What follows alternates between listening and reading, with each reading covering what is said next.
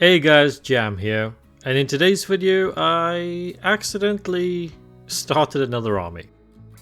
Now this video is actually not me doing that army, but ever since this Chaos Lord was released I really wanted to do something with him. And now, like I said, accidentally started a World Eaters army. I thought, you know what, I'm gonna make a little Chaos Lord on foot because they don't have one at the moment. And I'm hoping with the World Eaters codex just around the corner that this guy will either get put into the codex so you can kitbash him up, which is my plan here, but also if they do release a whole custom unique Chaos Lord for the World Eaters, it'll probably look 10 times better than the one I'm going to do. So I'm not really sure if this is going to be all that worth it, if this kitbash is going to age that well. I probably should have just waited a month or two, but the inspiration hit and I just really wanted to do it. So if something better comes along, yeah, maybe I can use this guy as a makeshift master of executions or something like that. And yes, I did buy Lord of Skulls because it's the most ridiculous model ever and I love it. But anyway, let's just get into it. So the first thing I want to do was on his right leg, he's got this giant like Eye of Horus, maybe it's, I don't know, the Eye of Terror, who knows at this point. And I didn't really feel like that fits in with the World Eaters. So I got my hobby knife and I just started gently cutting away at this. To eventually I got a nice smooth flat panel. Now to be honest, I probably could have just left it like this. It looked quite nice the way it was. But I've had these brass chaos runes lying around for a long time. And I thought, you know what? Why not give it a go? So I got the kind of cornate one out. And I just started kind of bending it into shape. Now, I've not used this stuff that much. I don't know if there's an easier way to do this, but I just kind of put it on the knee and I use a paintbrush to kind of push the edges to bend it here and there, trying to form the shape of the knee. Some parts I just kind of picked it up and started bending it with my fingers and stuff like that to eventually get the shape. And once I do, I just super glue it on. Now, I don't know if it 100% really like feels like it fits into the model. Maybe I should have used my knife to kind of round out the edges or something like that to make it feel like it was in place a bit more, but I don't know. At the end of the video, when you guys see it all painted up, just let me know what you think maybe. Now speaking of Khorne symbols, on the standard Chaos Space Marine Lord, he's got a giant star hanging off a chain on his belt buckle thing. And again, I didn't really like it. I didn't feel like it was the right fit for this model. So I got one of the backpacks from the Khorne Berserkers kit that had a symbol kind of hanging off the side of it, and I just snipped that off. And as you can see here, I just quickly cut the star off as well. Nice and easy job there, trying to keep the chain intact. And as you can see on the screen now, the Khornate symbol's on there, and I think it looks pretty good. For some reason I didn't record the clip, but I just sliced a bit out of the Khornate symbol, the same width and length of the little bit of chain link that was hanging out there, and it just slid into place really nice. Now my next step was the giant kind of belt buckle thing he has, I guess. Or maybe it's his Champion of Chaos belt, I don't know. But originally I was thinking of just leaving the one that's on there, but again, I'm trying to make this guy as World Eatery corny as possible. So I found this bit from, I believe, the Chaos Chosen from Age of Sigmar, the Slaves to Darkness. Loads of great bits in that box, by the way. And it's a slightly different kind of representation of a Khornate symbol compared to what you get in 40k, but I thought it would look really nice.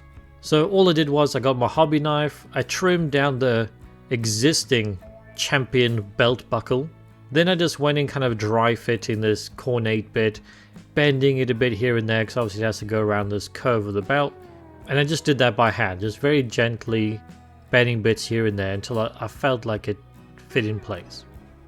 So now as you can see, with that little bit of work I've done so far, I've already got 3 Khornate symbols just in the kind of torso / crotch area. So hopefully it kind of conveys the loyalties here a little bit.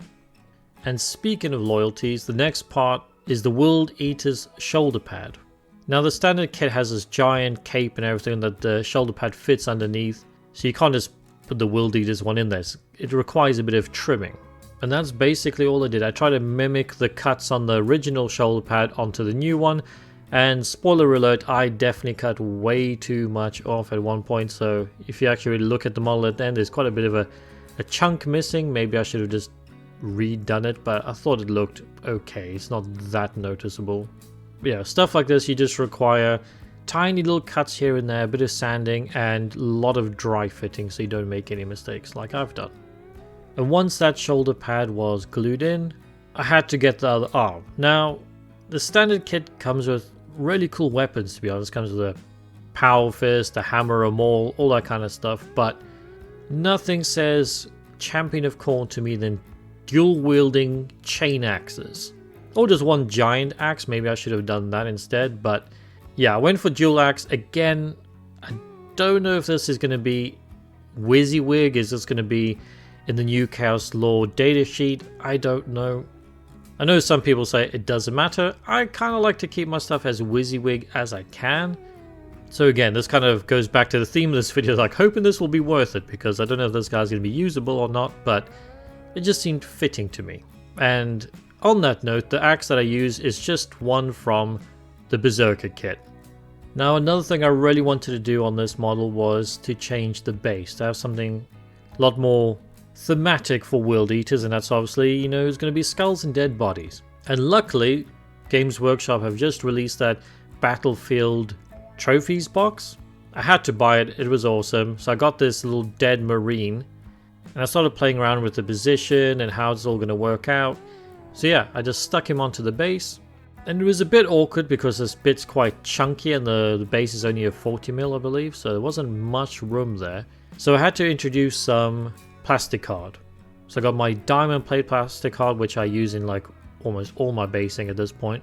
I just kind of cut off a strip of steel plate that looks like he's standing on, that it's kind of fallen on top of this dead marine. But it would look really weird if it was just floating there. So I've also got some plastic card I-beams and just kind of plastic rods that kind of look like piping and stuff like that.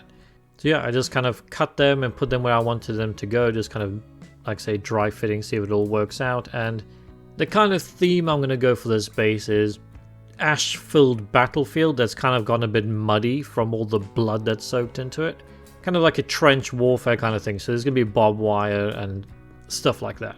Now, for the head for this guy, it's kind of a problem I have with Chaos Space Marines in general. I know a lot of people like helmets. I'm a Space Wolves guy. I like helmetless heads quite often. Not because it makes sense, but because it really adds a lot of character to models. It adds movement and anger and all this kind of stuff. Whereas Chaos Space Marines, I think like 99% of them have all got helmets on. I don't even think you get bare head options very often. And I just felt this is a berserker. He's a maniac. He's leading a bunch of bloodthirsty maniacs. So he's going to be a bit crazy himself. Now, the helmet probably would have made him look maybe a bit more intimidating. Definitely would have thrown him into that kind of 100% realizing this is a World Eater kind of thing with the big bunny ears. But I wanted some emotion. So I got this kind of yelling head from the Berserker kit. He's got the Khorne symbol carved into his forehead. It's got the butcher's nails, it's got all that kind of stuff, and he's just standing atop this dead marine, just screaming at the battlefield, and yeah, it just conveys more emotion for me. But yeah, the next bit was the bit of chain hanging off his championship belt, and I had the two pieces that originally came with them all. I just felt like it wasn't enough. You know, the World Eaters love them some chains. So I cut this chain with the skull hanging off of it out of one of the World Eaters, like, pouches or something like that, and yeah, just straight up glued that on there. And don't worry, as this kitbash goes on, I actually end up adding more chains on because it just needed more. But speaking of more, this guy needed more skulls. Now, to be honest, I probably wanted more than I did at like the end of the kitbash, but one of the things I did was I sliced off one of the plain metal spikes on his back banner, and I had this skull with a spike on it, and I just glued it on there in its place. But that was still not enough, so I got a Space Marine skull from the new like Battlefield Trophy kit. I glued that on the top of the backpack, and that spike that I sliced off the top of the banner, I just glued that on top of there as well, so it looks like it's spiked onto the backpack. And like I said, I probably could have done more skulls, but I didn't want to overdo it, so it's good enough, I guess. And as you can see here, I had some random plastic chains lying around. I don't know what kit it was from. I just cut them to the size that I want, and I just glued them in the gaps under his championship belt. And now he's got a proper chainy loincloth kind of thing going on, and I think it just makes him look a bit more chunky, but also fits into the World Eaters aesthetic a little bit better. But speaking of World Eaters aesthetic and chains, it's time to wrap those weapons to his arms. So I've got my new jewelry chain out. I think this is still like a 1.5 mil, maybe 1 mil jewelry chain. The smaller chain you can get, basically, the better. And this is one of the best ones I've had, because some of the ones I've had in the past didn't look quite right. Not 100% where I got this one, I think it was Amazon's, but yeah, I'm definitely happy I've got some of this. So all I basically do is I put a tiny dot of super glue where I want the chain to start from. This is usually somewhere you're not really going to see too much, so maybe the link doesn't look quite right if it's super glued or something like that. So yeah, just put a little blob there, wait for it to set, and once it does, I just start slowly wrapping the chain around his wrist / forearm, and then onto the weapons. Like, you want to do this dry first so you can kind of see how many wraps you want, where you want it to go. And then once you kind of know what you want to do, then you just get a toothpick, dip it into your super glue, and then kind of just dab it around the arm, and then wrap the chain around, then dab a little bit more, and then put another wrap around. And yeah, you don't want to drench your model in super glue, so you just want to kind of dab it here and there to hold the chain in place. And once I do have the chain in place, I will again dip my toothpick in some super glue, and I'll just run a tiny bit of that along the links of the chain just so everything kind of hardens up and nothing's loose and dangling around. Now, as you can see here, the guy's all done. Time to slap some paint on him, do a little showcase, and I'll see you guys on the other side.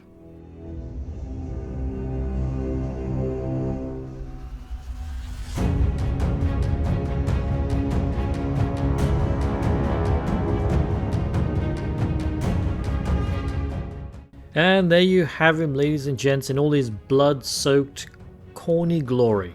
Maybe a bit too blood-soaked, actually. I'm never really one for weathering and blood splatter and stuff like that, because I'm always afraid I'm going to ruin my model. I felt like I put too much blood on the axes. Like, the amount of blood that's on there probably would indicate that his body should be splattered as well, so maybe it's something I need to go back to. But anywho, most importantly, let me know what you think of the model in its entirety in the comments below. Does he look like a guy that would be leading a Khorne warband, a lord of the World Eaters? And yeah, let's hope that this guy will get some rules in the new codex, or something I can maybe proxy him as, because yeah, I'm quite excited about my World Eaters at the moment. Well, I say that, they just revealed some new Space Wolves this weekend, and I think I might have to go full into that soon. But as always, you know the YouTubey things. If you'd like to support the channel in any way, definitely like, comment, subscribe, share, all that kind of stuff. But if you want to go that extra little mile, I do have a Patreon and a YouTube membership and all that kind of stuff. If you want to throw a bit of bits box funds my way, that's always appreciated.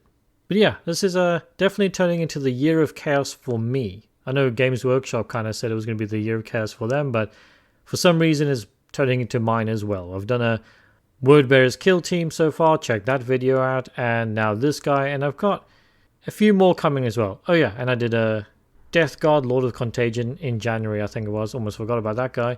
But I'll stop waffling now. Hope you guys enjoyed the video, and I'll see you in the next one. Bye bye.